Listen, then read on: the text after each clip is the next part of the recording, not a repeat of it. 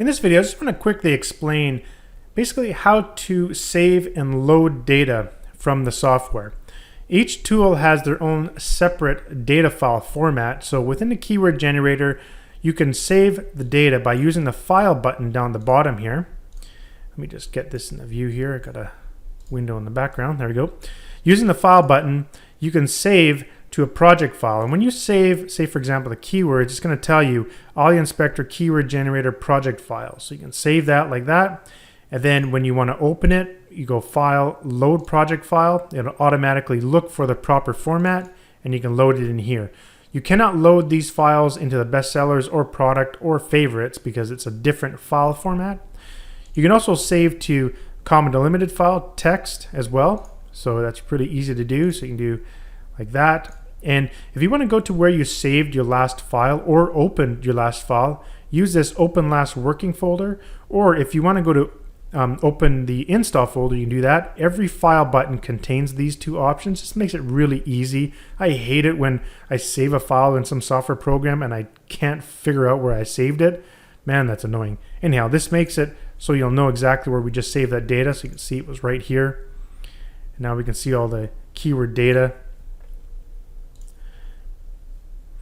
And moving on to the next one here, the bestsellers, same idea. You'll have your project file, save the comma delimited file, text, and you also have the option to save to interactive HTML file. So if we do that, and if we go and look at the bestsellers report, this is a fully self-contained interactive HTML file that you can deliver to your customers or whoever you want.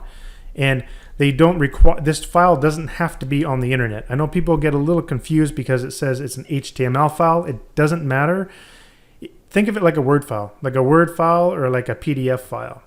Your customers can open this in their default web browser. So their web browser is kind of like Microsoft Word or like a PDF reader, like Adobe Reader. That's all it is. So you can just deliver this file just like any other file to anyone.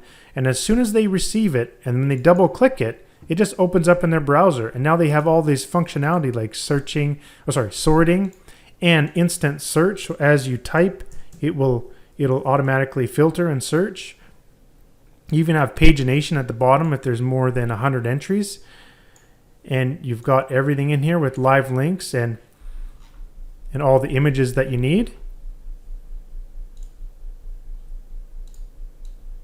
When you create a interactive file that has more data extracted, you actually have more images in that file. Let's take a look. So this is the one we just did. This one has more data, so it actually has more images. So as you hover your mouse over, you'll see that image show up, which is something that cannot be done in a PDF file or in a Word file. You can't do this kind of technology. You can't sort. You can't do any of that. That's why we created this interactive HTML file, so to give you those functionality within these files. And just like the other tools, like the keyword generator and bestsellers, you also can save to project file, comma delimited, and text. And there's a lot of other tools in here that have the ability to save and open files. For example, the filters. You can have a filter file. You can save and open individual filter files for each grid. So let's say I want to open up a filter file here, and we can apply it to our data just like that. Clear out the filters. In the favorites, you can do the same thing. It turns out that the favorites and the product search grid, these two grids here, they have the same file format. So if you save data from your favorites, it will save it to the same file format as the so if we just call this faves 2, for example, you can actually load the favorites into this tool. Load, and it will load and add them to the bottom there. Another thing you can do, you can load multiple files. So if you want to load a project file, you can load a whole bunch of product files. You just select one, hold down your shift key, and you can select them all, or with your left mouse button, you can just go like this and select them all in Windows and just go open, and it will bring in all of those. And then once you bring in a lot of data like that, it's a good idea to go ahead and go delete and remove duplicates. There was 11 duplicates found in this particular list of products, so that's pretty cool. There's a few other tools here that have the file and open and saving. The product transaction history has a file button to load and save project files. I talk about this in the video that I talk about the project transaction history. It's pretty self-explanatory.